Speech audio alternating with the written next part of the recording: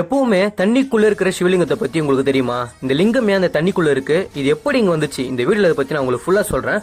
அனைவருக்கும் வணக்கம் and welcome. நான் உங்களுக்கு பிரவீன் பேர்.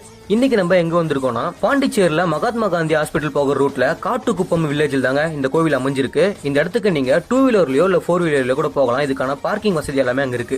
அங்க போயிட்டீங்கன்னா தண்ணிக்குள்ளே அமைஞ்சிருக்கிற சிவலிங்கத்தை நீங்க முதல்ல பாப்பீங்க. அதன் பிறகுதான் நீங்க கோவிலுக்குள்ளே போகிற மாதிரி இருக்கும். 2012ஆம் ஆண்டு இந்த சிவலிங்கத்தை மண்ணுக்குள்ள எடுத்திருக்காங்க. அதன் பிறகு இந்த இடத்துல ஊற்று எடுத்திருக்கு. அதுல இருந்தே இந்த சிவலிங்கம் தண்ணிக்குள்ள தாங்க அமைஞ்சிருக்கு. இப்போ இந்த இடத்துல மீன்கள்லாம் வளர்த்துட்டு இருக்காங்க. பாக்குறதுக்கு அவ்வளவு அழகா இருக்கு. எல்லா நாட்களுமே இங்க ஆட்கள் இருக்க மாட்டாங்க. கார்த்திகை, பிரதோஷம், பௌர்ணமி போன்ற நாட்கள்லாம் இங்க பூஜை நடைபெறும். மற்ற நாட்கள் நீங்க சிவபெருமானை பார்க்கலாங்க. இங்க தினசரி 1 மணிக்கு அன்னதானமும் வழங்குறதா சொல்றாங்க.